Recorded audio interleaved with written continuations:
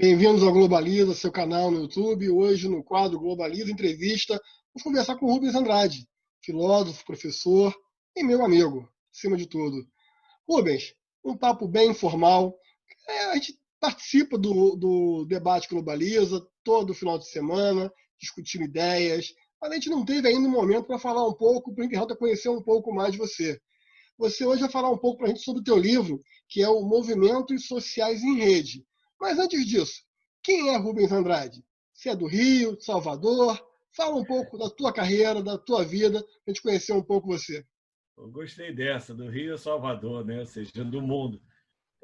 Fábio, obrigado pelo convite, participar aqui mais uma vez na conversa contigo, né? Brasileiro, natural aqui do Rio de Janeiro, enfim, amo essa cidade, esse país e o convívio, né? Com amigos como você.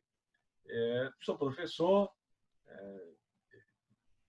e também tive a presença como parlamentar de 2001 a 2012, exercendo 3 mandatos consecutivos na Câmara de Vereadores da cidade do Rio de Janeiro. Mandatos esses com muito me orgulho, o trabalho que realizamos. Fui secretário de Ciência e Tecnologia aqui da cidade do Rio de Janeiro, subsecretário de Estado da Criança e Adolescente, subsecretário de Estado de Governo, assessor parlamentar, e uma trajetória, enfim, que eu me orgulho de ter dado aí, também continuo dando a contribuição, uma nova sociedade, uma outra sociedade, novo convívio, né? Então, e esse trabalho surge a partir de junho de 2013, com uma parcela grande da população aqui na cidade do Rio de Janeiro, em outras cidades do Brasil e anteriormente também no mundo, se movimentando, se manifestando por várias pautas. E é referenciado no trabalho de Castells, Manuel Castells, Sociedade em Rede, um dos primeiros pensadores a pensar esse mundo nosso já, né, ali entrando para a última década do século XX, né, e projetando para o século XXI. Então, nós estamos aí presentes, né, e vivenciando essa sociedade cada vez mais conectada. Você sempre foi uma pessoa inquieta, buscando, incomodada com o meio social, buscando interagir, mudar a sociedade. O que te impulsionou para a política, Rubens? Fábio, na verdade, eu sou de uma geração que, diferente das gerações atuais, nós não tínhamos o direito, enfim, na nossa adolescência e entrando na juventude, de manifestar o pensamento, se organizar, debater, enfim, e até escolher, porque hoje, com 16 anos, é facultativo você ter a possibilidade de escolher. Como a maioria dos brasileiros, que não escolheu o presidente da República, não escolheu o governador do estado, não escolheu o prefeito da nossa cidade, né, porque capital e área de segurança nacional, enfim, a gente poderia escolher o prefeito da sua cidade, olha só. Tivemos os senadores biônicos, 2 partidos políticos, um regime militar, e já também sensibilizado, né, se à época, pela extrema pobreza, né, em parcelas grandes da nossa sociedade, vários problemas, enfim. Então, você começa a ter uma percepção, uma compreensão de mundo, de vida, primeiro dentro de casa, com seu pai, seus irmãos, enfim, e começa a buscar, a se informar, como até hoje não podemos parar, né, em relação à nossa realidade. Então, e um processo de redemocratização, isso impulsionou também algo que é muito importante na juventude, em busca dessa participação. E isso é muito importante. Um ato de cidadania, acima de tudo, né? Eu acho que a palavra cidadania é a palavra que bem define você, Rubens.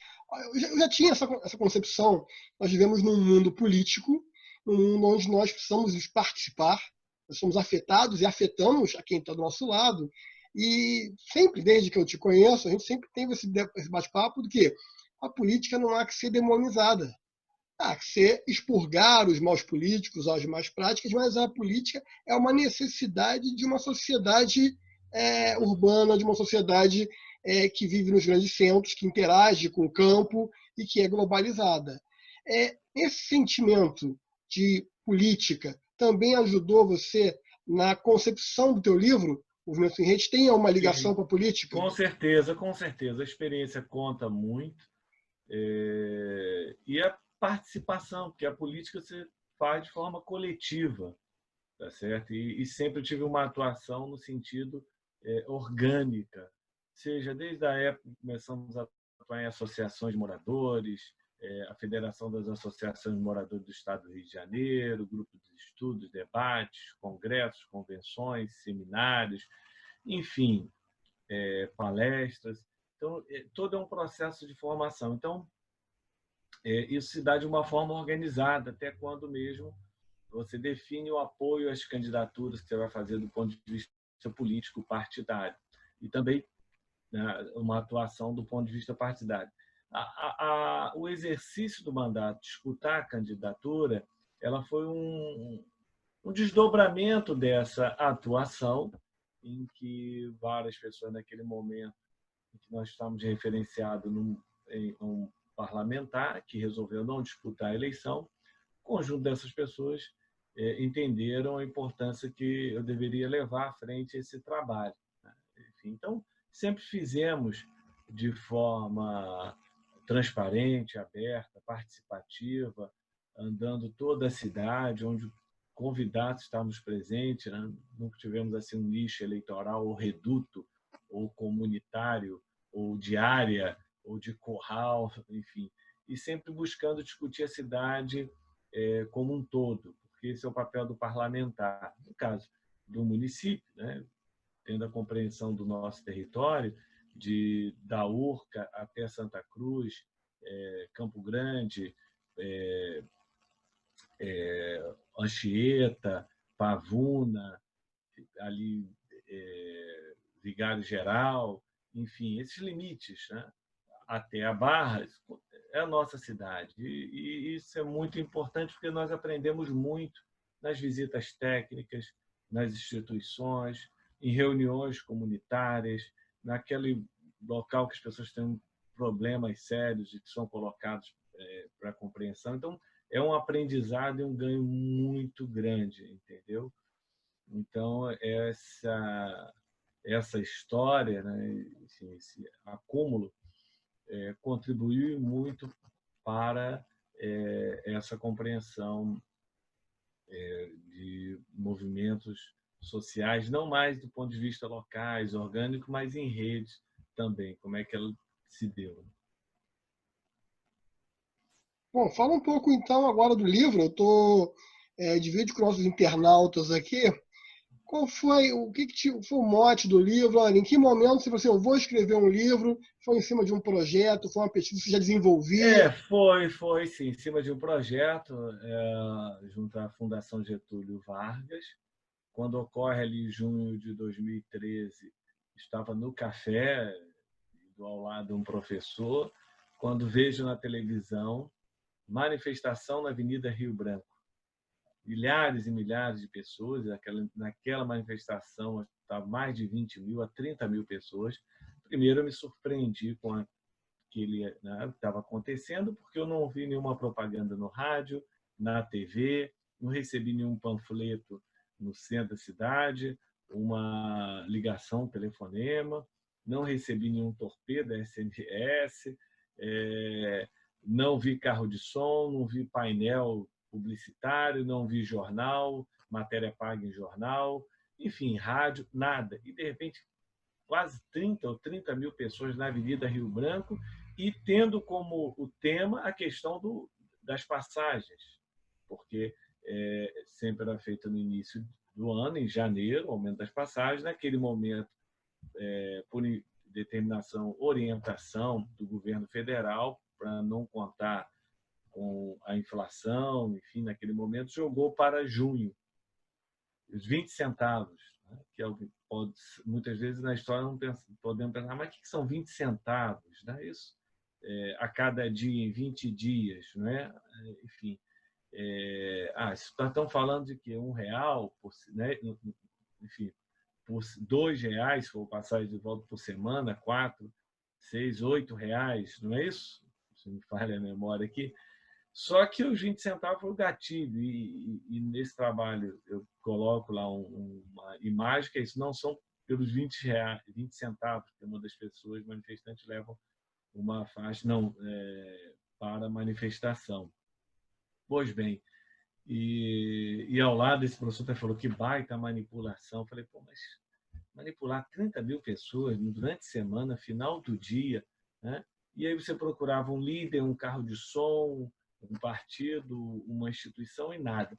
Então, a partir daquilo me despertou, e aí recebendo orientações, conversas com outras pessoas e professores também, me referencio aí a Castells, sobre essa sociedade em rede, e daí vamos desdobrando a pesquisa, os estudos, o material, enfim, tudo que vai se diz respeito. E naquele momento também, pós-2013, teve uma produção muito grande também de vários materiais sobre o que foi, e agora recentemente mesmo saiu um curta sobre isso, e aí fui buscar entender o que estava acontecendo e que é mais do que nunca atual, e daqui para frente mais ainda, né, na nossa sociedade. É que eu posso entender que depois do movimento Direta e Já, a sociedade ficou adormecida e nesse momento você percebeu aí um despertar social?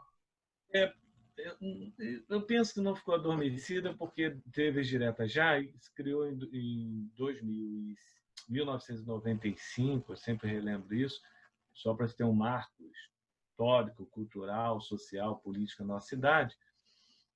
Foi o primeiro Rock em Rio, né? De uma forma, enfim, que eu falo isso, referenciado. Foi um momento que o Brasil e a cidade estavam ali bombando, no bom sentido, né? Enfim, e há muita esperança com a eleição do Tancredo Neves, primeiro presidente civil pós-regime militar, mesmo no colégio eleitoral indireto, né? E aí havia muita esperança. Tancredo adoece, não toma posse, assume o vice, há um processo de transição, e isso vai se dando. Nós tivemos aí um momento de mobilização grande também em 1986, eleição, você está elegendo deputados, né, constituinte, não exclusivamente, né, porque foi um congresso constituinte, não uma assembleia exclusivamente constituinte. Então, teve uma participação grande, porque 87, 88, uma mobilização grande também da sociedade, e acabou culminando com a promulgação da nossa Constituição em outubro de 1988. Então, houve uma participação imensa, imensa. O SUS surge aí, se consolida, e tantas outras conquistas da sociedade. E outra, Fábio, 1989 também foi um marco, porque nós tivemos eleição para presidente. Eu uso não mais como hipótese, mas assim, a sociedade, ela, assim, no processo decisório, parcelas da sociedade escolheram 2 candidatos e ninguém jamais pensava que fosse o segundo turno o Collor, não tinha partido político, o Lula, a gente imaginava naquele momento, né? E o partido incipiente ainda, em formação, não tinha expressão ainda, e tinha uma prefeitura, se não me engano, Fortaleza, que ganhou 2 ou 3 aí, enfim. E então mostrou o vigor da sociedade no sentido de fugir, né, do que estava colocado ali de figuras experientes, tradicionais da política. 89. O outro momento, Fábio, que eu destaco aí, é o impedimento do presidente Collor de Mello em 1992, caras pintadas. Então, teve assim uma grande movimentação. Temos uma outra depois que é muito mais institucionalizada, que é a agenda de governo, que é o Plano Real em 94, tá certo? Enfim, e em 2002 também a eleição lá de um ex-metalúrgico, operário, seu partido, que também criou uma expectativa enorme e grande.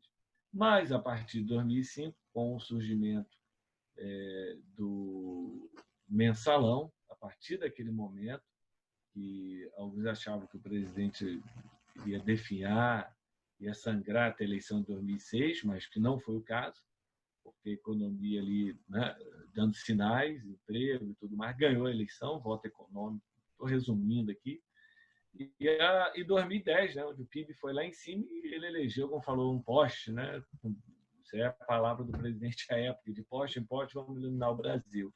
Então, assim, nós temos um ciclo, mas só que isso começa depois a descer a ladeira, né? Então, acho que 2013 é esse momento, e alguns falam que nós estamos vivendo ainda 7 anos, não se fechou ainda esse ciclo de 2013, tá certo? Está em aberto, porque depois de 2014 tem a Lava Jato, tem o Petrolão e tem a eleição de alguém de fora, né, sem um partido político, né, o PSL, o presidente que foi eleito, falando da nova política ou contra tudo que estava na política, né, o general do Gabinete Civil, outro dia a televisão mostrou cantando contra o Centrão, e hoje é o Centrão que está salvando, né, de impedimento e tudo que você possa imaginar da chamada velha política. Então, isso nós não sabemos como é que a cabeça das pessoas, podemos ter medições pelas redes, mas como é que isso está calando no sentido, porque vivendo um momento de uma crise política, crise econômica, crise de saúde, entendeu? Enfim, graves. Então, está um processo de fermentação muito forte dentro da sociedade. A gente pode entender que, com o advento das redes sociais, da maior comunicabilidade, aliado a um amadurecimento político da geração atual, consegue fermentar aí, consegue ter um caldo político mais grosso, onde há uma intolerância com tudo que há de errado, e o povo começa a ter mais condição e se comunica e vai à rua sem se apoiar nas antigas lideranças. A gente pode entender que esse é um movimento espontâneo do povo? Na verdade, assim, a gente parte nesse trabalho da perspectiva seguinte, da sociedade em rede, né? Nós vemos uma sociedade conectada em rede que possibilitou o encontro das pessoas no mundo digital, virtual, e neste mundo você constrói identidades, e aí a identidade, vou dar um exemplo, isso uma vez um amigo falou isso, achei um cachorro, levei para casa e botei na internet se alguém gostaria de adotar o cachorro. Ele ficou impressionado com o que ele recebeu de retorno, e a partir daquilo, as páginas de proteção, de defesa dos animais contra os maus tratos, ele começou a ver várias pessoas organizadas em rede tratando dessa defesa dos animais. Ele nem tinha dimensão. Só um exemplo. Então, as pessoas vão construindo identidades ali naquele momento. A tecnologia ela se torna algo numa relação com o poder muito forte. Castel fala sobre isso, né? Você tem o fluxo do poder, que nós vimos em administração, só que você tem agora o poder dos fluxos, tá? Porque é muito dinâmico. E aí ele vai delimitar isso com a questão, vou ver se compartilha aqui com você, o que ele apresenta aqui para vocês um eixo central, né? Falando tecnologia e poder, ele fala da situação que nós vivemos no mundo hoje, de globalização e capital financeiro, né?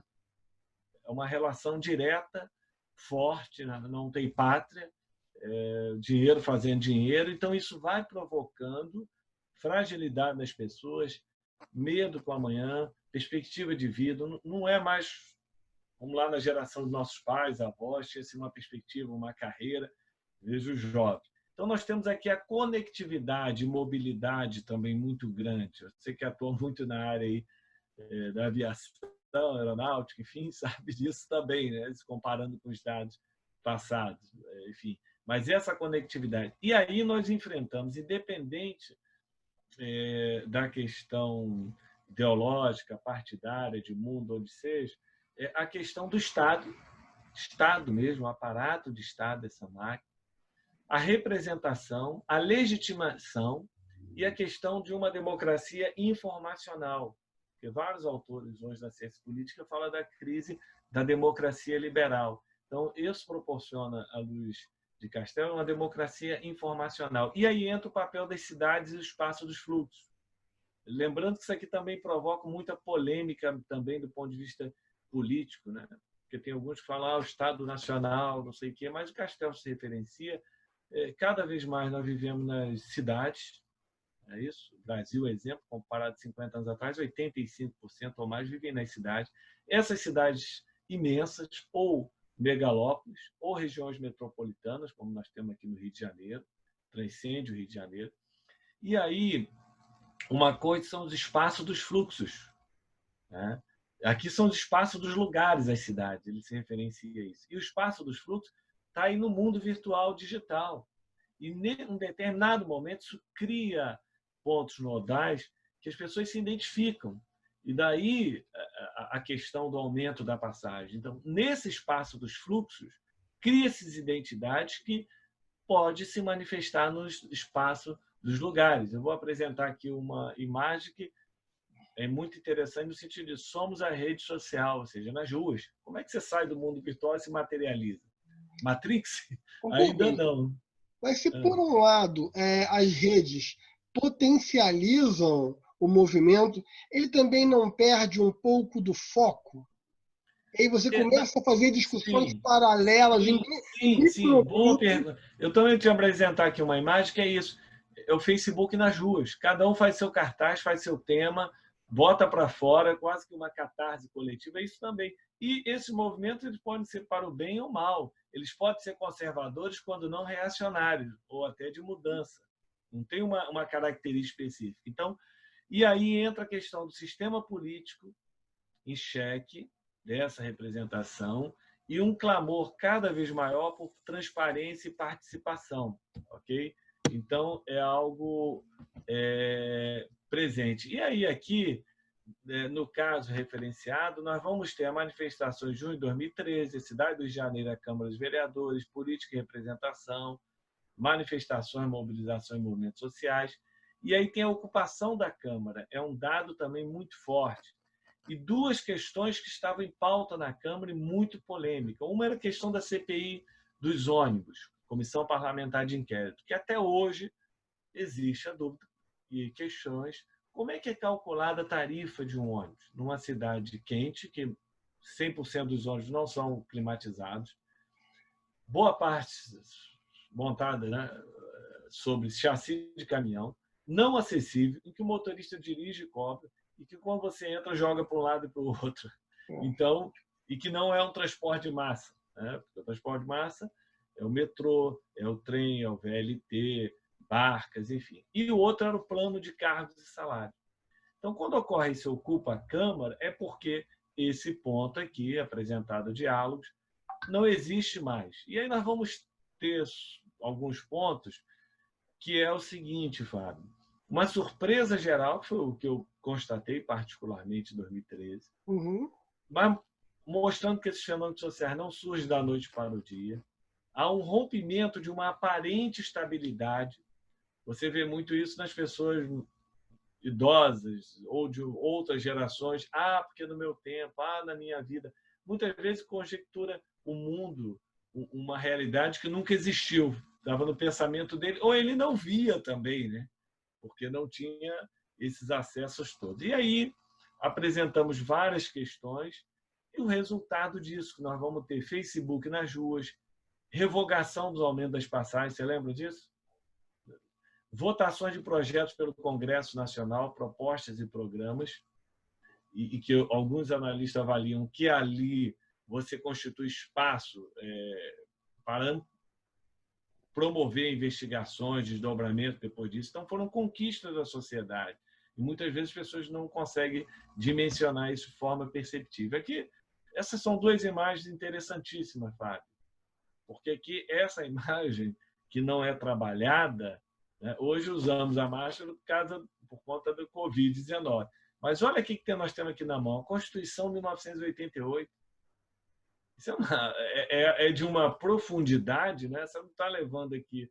Enfim, você está tratando uma questão muito importante. E outra, essa aqui, saímos do Facebook. Como é que alguém sai do Facebook? Vimos isso no Matrix, ou seja, se materializa no espaço dos lugares. Isso rompeu fronteiras. Esse movimento de 2013, eu me lembro que até o Mark Zuckerberg postou no Facebook lá um cartaz sobre os 20 centavos. Quer dizer, o mundo todo acompanhou esse momento que aconteceu no Brasil. É verdade, é verdade. E isso é algo, Fábio, muito importante nós tratarmos aqui, que isso, enfim, teve a Primavera Árabe.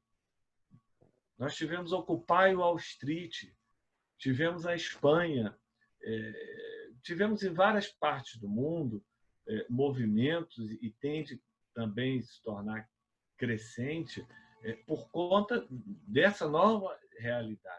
Então, quando você escuta manipulação, não sei o quê, mas espera aí, gente, 100% das pessoas são manipuláveis, né? Sabemos que tem a discussão dos algoritmos, câmbios analíticos, sabemos como é que se constrói um cenário eleitoral e tudo mais, mas nós estamos falando aqui de pulsação, estamos falando de vida, estamos falando agora, I Can Breathe, dos Estados Unidos, e já tínhamos visto outras cenas de negros, não é isso? Morrendo, sufocado e tudo mais, só que com essa que ocorreu, né? Caldeirão, né? E hoje o parlamento, por iniciativa do Partido Democrata, começa a discutir toda uma nova legislação e implicações que podem ocorrer em novembro no processo eleitoral. Então, assim, hoje você tem como medir. Você tem a DAP, por exemplo, lá da FGV, que consegue ver em nuvens, acompanhar, tentar detalhar nós estamos aqui conversando agora, o que está se discutindo nas nuvens. E tem o desdobramento disso também, que foram as ferramentas que começaram a utilizar de robô, é isso? Propagar notícias falsas, fake news. Vimos que os grandes veículos de comunicação começaram a criar canais para verificar se era verdadeiro ou falso, fake ou fato, não é isso? Agora tem como se identificar quando é robô, que é aquele disparo. Isso já é proibido pela legislação eleitoral. Essa semana o Senado votou a questão da fake news, tá certo? Por conta disso. São os fatos que vão determinando essa situação, como também em relação ao Facebook, quase 500 empresas, e aí não é só para lembrar, por isso que o Zuckerberg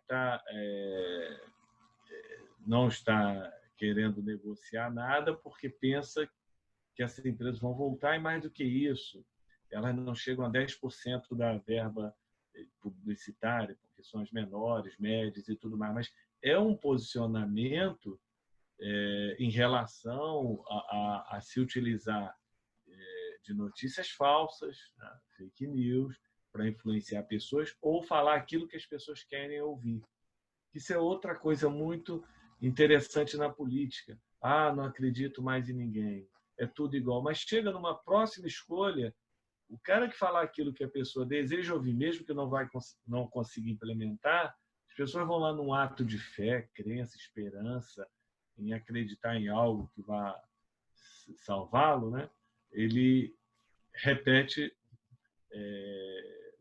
enfim, uma escolha que se torna depois inviável para os seus sonhos, pretensões ou delírios, que possamos chamar. Rubens, eu queria ver contigo dois aspectos. Primeiro, partindo desse premissa, desse movimento social que foi espontâneo, foi ganhando fôlego, foi ganhando massa, musculatura, em algum momento isso foi capturado por alguns políticos e serviu como base, até como projeção. Hoje tem um presidente da República que basicamente ele não faz coletiva, mas faz live.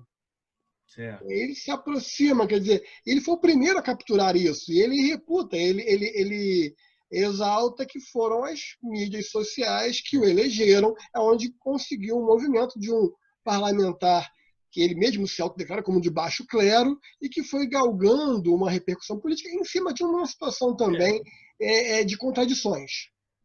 Fábio, eu penso o seguinte, que as redes sociais, as plataformas, elas são os meios, são os caminhos, são os canais, tá certo? São as infovias, vamos pensar assim. E, óbvio, do ponto de vista tecnológico, ela tem hoje um potencial de chegar à sua audiência muito maior do que você colocar 1.000 pessoas distribuindo um papelzinho, um panfleto num local em que as pessoas estão entrando, saindo desesperadas, pegar a condução, enfim. Ou seja, naquele mundo analógico, não que isso acabou, entendeu, Fábio? Então, assim, eu penso como um meio infovia. Agora, o importante é nós avaliarmos a mensagem. Então, assim, fico com uma leitura das redes possibilitar a construção desses pontos nodais, essas ágoras, essas praças públicas virtuais, que consegue ali criar identidade num número grande de pessoas que estavam dispersas, porque você não está falando de uma área determinada da cidade, do estado ou do município, isso de crença, enfim, você até depois consegue ter a métrica, né? Sexo, né? Renda,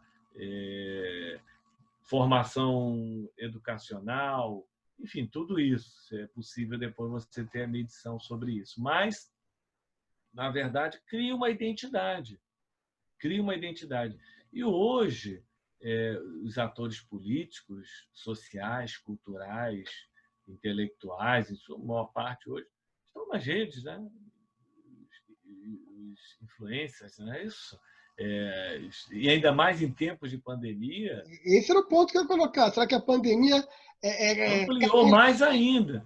Gente, Ampliou. E, Fábio, tem uma coisa, em 2009, eu lembro que especialistas lá nessa área, e nós estamos na Secretaria de Ciência e Tecnologia, já falavam o seguinte: olha, estudos já apontam que mais à frente a inclusão se dará através de smartphone. Primeiro não era smartphone, era mobilidade. Que era smartphone, tablet, um notebook, alguma outra coisa, ou um relógio, como se popularizou ainda. E no Brasil, e ainda continua muito, né, altas taxas de conectividade comparada com o Japão. Né? Na época a gente tinha essa comparação, né? Um país rico, desenvolvido, enfim. E você aí a tendência é olharmos o problema. Pô, mas um smartphone é muito caro, a conectividade, internet também. 5 anos depois, já tinha migrado, e 10 mais ainda. Né?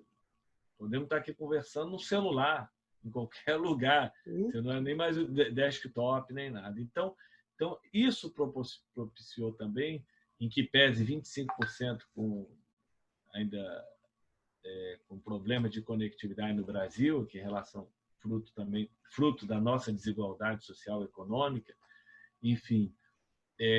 Então, isso propiciou aquelas pessoas que estavam. Onde estavam essas pessoas? Aí fica aquela questão. Então, elas afloraram, e atrás do computador, de um teclado, as pessoas se empoderam, né? Sente também.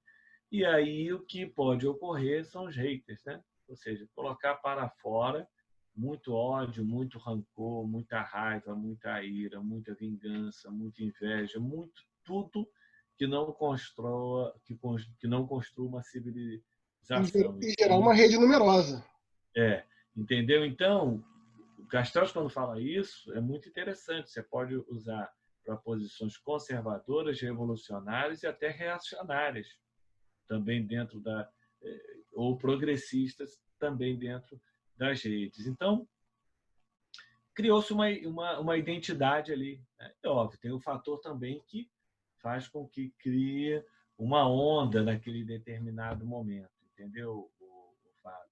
E são momentos dentro da nossa sociedade também. Então, isso vai dando como um processo de maturação.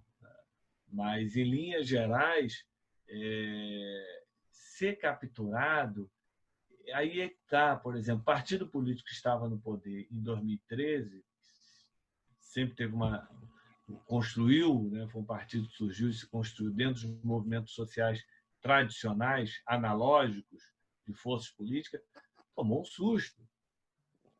E muitos também atores políticos, esse não é o nosso povo, isso é não sei o quê. Isso... E era a base eleitoral que foi importante para a eleição do partido político que já estava há quase 12 anos no poder. Entendeu? Os setores de classe média também, como atualmente também, né? Quem ganhou a eleição e usou muita tecnologia, você vê que as últimas manifestações não tem tido mais, estavam dando 130 pessoas, porque pensavam que aquela 1 milhão de pessoas que estavam na rua pedindo impedimento da presidenta e da movimentação fosse o capital deles. Sim. Só que esse capital político é volátil também. Acabou a eleição, o voto não é mais de ninguém, zerou. Você zera, né, a urna do dia da eleição, acabou lá, apurou, zerou, é volátil, foi embora, vida que segue. Entendeu? Então, Mas é a manutenção da base. Então, essa é a dificuldade de vocês entenderem, rei morto, rei posto e a vida que segue. E parcela grande da sociedade é muito dinâmica na compreensão e dos seus interesses também, entendeu? Então, não dá para ver assim como uma coisa estática. Agora, os atores estão jogando. Aí os atores que vão jogando e vão influenciando e vão fazendo gol, vão acumulando pontos aí nesse campeonato. Vamos usar essa né, como parâmetro aí de acumular forças, apoio, reconhecimento. Só que é isso, cada vez mais volátil numa sociedade conectada, né? A minha, talvez, não digo preocupação, mas a minha reflexão é que, em dado momento, a gente discutia muito o império da mídia, ficava na mão de alguns empresários, faziam fama e fortuna e manipulavam a informação. Os jornais, sim, os editoriais, eles partiam para determinada segmentação política, geopolítica, e que interessava a certos grupos. Isso aí é fato. A preocupação ou a reflexão crítica, a formação de certos oligopólios ligados às redes hoje. E aí, notadamente, o Facebook, que detém uma parcela fantástica do mercado, não pode caminhar, e também gerando fama e fortuna em cima desse novo momento. Estamos todos nós em rede aqui agora.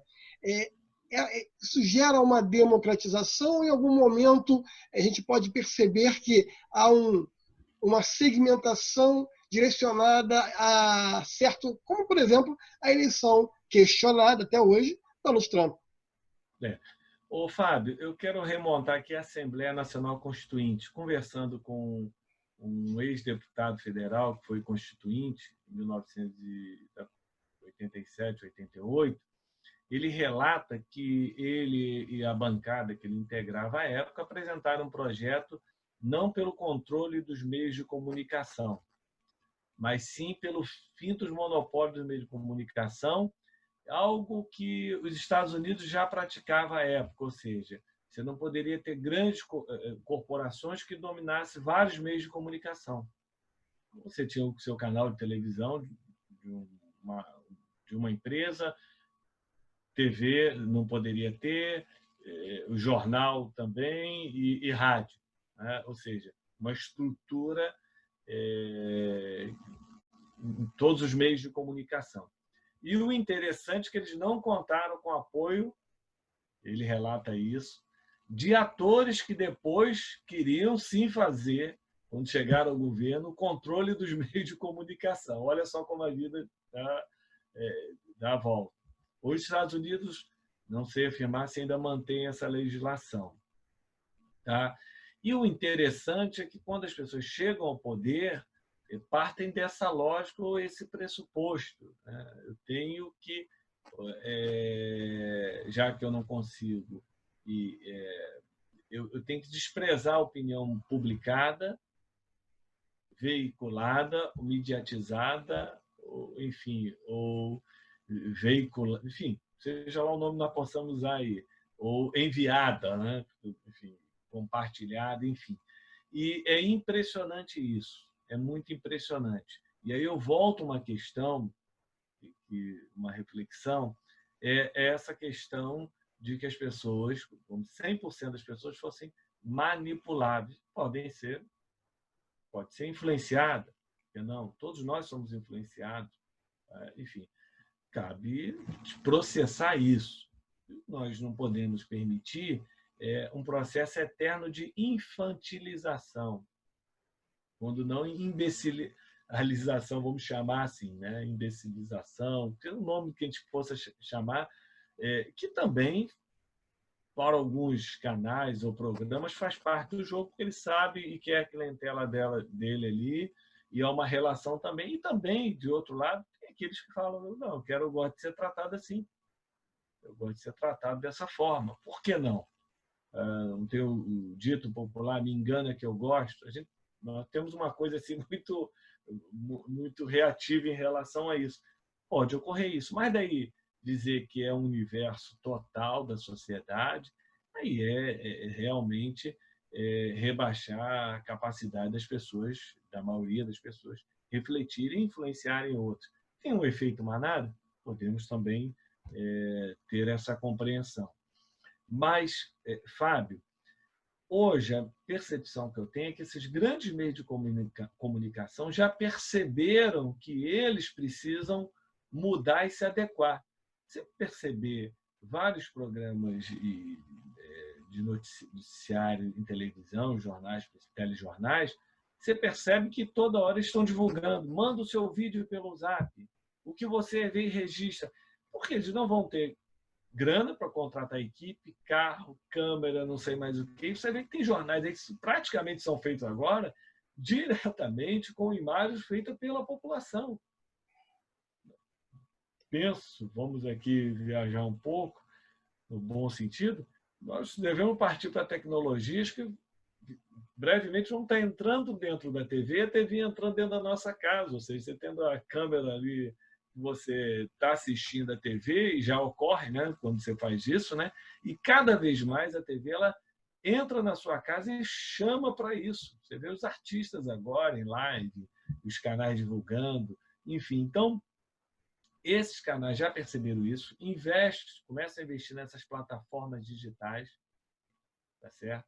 De forma, porque eles sabem que tem que entrar nesse mercado e nesse nicho também, tá? E sabe também que uma parcela grande das pessoas estão em horários nobres aí, navegando, tem o streaming. Você, não quero ver esse filme agora, vejo depois. O volume que você tem é muito grande. E, pelo que nós temos visto, cada vez mais novas formas de interação, de comunicação, de envolvimento com as novas tecnologias passará a ser, enfim, maior a cada dia. Então, nós, assim, muito preocupado em relação a essas questões, porque parte de um pressuposto em que as pessoas são todas, né, manipuláveis, mas também nós poderíamos começar a pensar também aqueles que falam, não, mas eu me identifico com isso mesmo, eu quero isso, entendeu? A partir da premissa que nós somos um conjunto de informações que nós agregamos ao longo da vida, obviamente nós somos influenciados. Eu acho que é esse espaço, como outros espaços que se multiplicam na mesma proporção, é que permitem o senso crítico. É você receber a influência, processar a influência e você filiar ou não aquele pensamento. E, Fábio, na verdade, o que nós não devemos e não podemos compactuar, e temos sim que enfrentar, é quando tenta desinformar, quando tenta deslegitimar a informação. Por isso que eu percebo hoje em vários veículos de comunicação que a todo momento, quando erra, eles estão tentando reparar e corrigir, porque faz parte também da vida.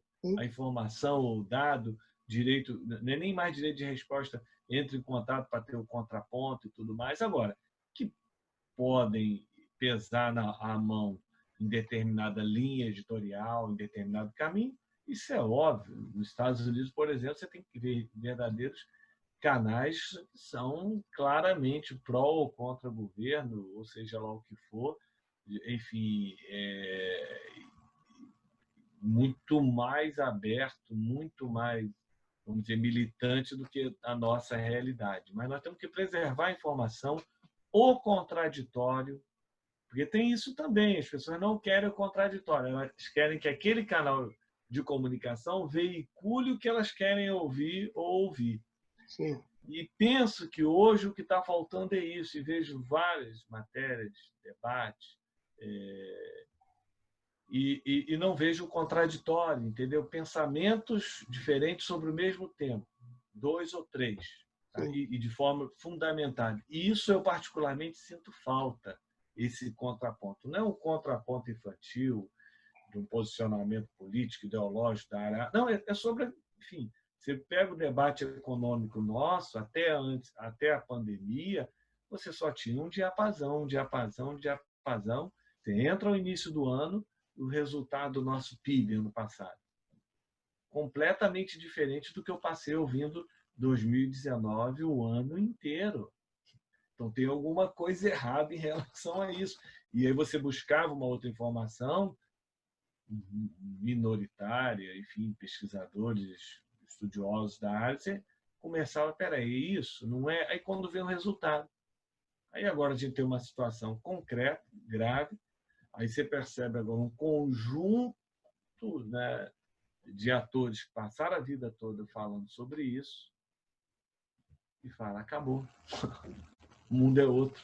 O que vem por aí nós precisamos ter outras ações, entendeu? Então, isso eu particularmente sinto falta, sabe? Não é o contraditório pelo contraditório, mas visões diferentes sobre determinados temas. Esse contraditório. Isso é enriquecedor e isso sim amadurece a nossa capacidade de refletir, nos torna adulto, enfim, nos torna no sentido com a vontade de participar e questionar acima de tudo, para construir o nosso... Esse deva ser um caminho a ser trilhado, né? Você, como egresso da academia, participante hoje da formação, tem muito essa veia de buscar o senso crítico, buscar a troca de ideias e o enriquecimento das pessoas. Que elas alcancem um patamar elevado de crítica, de consciência, busquem o seu direito de forma muito crítica. É muito interessante que 2013, então, você já antecipava o movimento que hoje vivemos com esse livro. Acho que... Onde é que a gente acha o livro, Rubens? O livro está disponível em sites, ele tem também e-book, né? E-book. Joga aí no Google, dá diz outro, um Google aí para localizar, enfim, ou bota lá num desse menor preço também. E foi um esforço para pensar aquele momento, o Fábio. Agora tem assim, refletido, por isso que agradeço o seu convite aqui, o nosso papel e a sociedade, o cidadão, os atores, porque é uma outra coisa também, né? Passa um processo eleitoral, os políticos, não sei como se as pessoas tivessem vindo de Marte, não tivessem entrado pela janela, como se não tivesse, enfim. E se errarmos nas nossas escolhas, por que não alterarmos numa próxima escolha? E essa é a grande questão da democracia. Sei que alguns atores vão falar, Rubens, mas aí tem a questão de fundo, do sistema, não sei o quê. Tá bom, isso merece uma discussão, mas estou no Brasil, um país profundamente desigual, está entre os 10, 11 países mais desiguais do mundo e, ao mesmo tempo, um país riquíssimo, né? O Brasil tem essas contradições extremadas. Eu falado isso aqui em outras conversas contigo, né? 100 milhões de pessoas não têm esgotamento sanitário, 35 milhões não têm água potável. Isso é pré-histórico. Tem a questão da segurança pública. Estou tirando a vida do outro, não vou dizer por nada, né? Porque vamos reduzir, por causa do celular, mas se o cara tivesse um carro, tivesse uma mansão, poderia tirar? Também não. Enfim, tem tantos os lixões nossos, enfim, as cidades aglomeradas, mais de 5 milhões de habitações aí, enfim, subhumanas para as pessoas. O Rio de Janeiro, na década de 80, tinha 700 mil pessoas vivendo em favelas, comunidades. Hoje esse número praticamente dobrou. Temos que ter um projeto para isso, temos que ter uma perspectiva nos próximos 4, 8, 12, 16, 20 anos de equacionar questões fundamentais dentro da nossa sociedade, com todas as contradições do sistema econômico, político, de casta, seja lá o que for, mas assim, outros países avançaram em relação a isso. Sabe? Então, essa é uma agenda que não será feita sem o envolvimento da sociedade, porque são as nossas escolhas. As nossas escolhas. E sociedade que tem seus interesses conforme as pessoas estão nessa estrutura social. Né? Tem aqueles que estão lutando cada dia, como diz outro, matando um leão por dia para poder ter o que comer, essa questão básica, né? Viver ali, basicamente, como aqueles que já se estabilizaram, enfim, vai vivendo apertado, mas outros que já estão no nível mais médio, intermediário, médio, baixo, médio, alto, enfim, e aí começa a se deslocar dessa realidade e uma pequeníssima elite que uma parcela dentro dela ainda está com uma cabeça do século XIX. Né? Então, tudo isso é muito complicado. Quando a gente mistura tudo isso, deu uma média, a média está boa, mas quando começa a colocar a lupa em determinadas questões, isso aflige, né, para os nossos filhos, as futuras gerações. Essa é uma questão concreta. Né? Bom, Rubens, a gente está chegando ao final desse bate-papo muito bom. O tempo voou aqui para a gente, eu não percebi. A produção aqui não avisa, a gente vai embora. Um ponto para a gente poder encerrar esse bate-papo tão interessante é o seguinte: é correto entender, fica à vontade para discordar, que esse mundo em rede é um mundo ferramenta.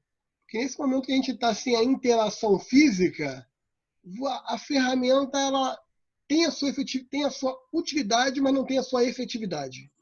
No momento em que a gente puder ir para a rua, utilizar as ferramentas em rede para organizar, aí você consegue mostrar a força da população na sua reivindicação. Concorda ou discorda disso? É por aí mesmo, Fábio. As redes elas constituem identidade e se materializa lá no espaço dos lugares. Independente para quê? Pode ser até para o mal, tá? Então, senão as pessoas acham que seja uma coisa boa, enfim. Mas, Fábio, acima de tudo, nós temos que preservar, defender e prezar pela democracia. Nós precisamos construir novas gerações que tenham não só uma visão crítica, mas não autoritária. Né? Enfim, não dá para seguir dessa maneira. Nós temos uma cultura ainda muito arcaica ainda em setores da nossa sociedade, em que o debate, a reflexão, ou quando você pensa de uma forma diferente, já está querendo chegar ali, já está querendo chegar lá. Não, nós temos problema. A primeira coisa é reconhecer os problemas que nós vivenciamos. À luz das experiências atuais e passadas, nossas e de outras sociedades, avançarmos. E um olhar crítico para nós mesmos. Sim. Porque também o risco de ficar num viés só moral. E aí vira coisa do outro. Eu nunca faço parte do problema e logo não faço parte da solução. É um processo muito dinâmico. Não é utopia, mas é um processo de amadurecimento. E eu espero e acredito, trabalho por isso, que ao longo dessas 3 últimas décadas aí, 4 décadas, vamos dizer assim, nós estamos amadurecendo. É que o processo aqui, muitas vezes, não tem a velocidade que nós desejaríamos, como em outras sociedades, mas faz parte de um processo em que nós temos que preservar, acreditar e trabalhar por ele. Que ótimo. Bom, um prazer conversar com o Rubens Andrade. Eu que agradeço, Fábio, pela sua Nosso oportunidade. membro efetivo, o nosso quadro fundamental do debate Globaliza, e hoje participando do Entrevista Globaliza. Quero convidar você que participou, que acompanhou esse debate, para se inscrever no canal, se você ainda não é inscrito, dar o seu like, compartilhar. Eu acho que o compartilhamento ele é importante para disseminar esse pensamento, essa reflexão, e que nós não nos julgamos donos da verdade. Viemos aqui com o coração aberto para discutir temas que acho que interessantes para a sociedade e nos colocamos, sim, né, na vidraça aqui para receber críticas, porque acho que a gente também é nesse processo de autorreconstrução. Rubens, sua saudação final. Obrigado, Fábio. Parabéns pelo seu trabalho, essa oportunidade que você proporciona para que pessoas contribuam no debate e na reflexão sobre a nossa realidade. Valeu e agradeço a todos que estão acompanhando aqui esse programa. Ok, pessoal, até a próxima. Um forte abraço.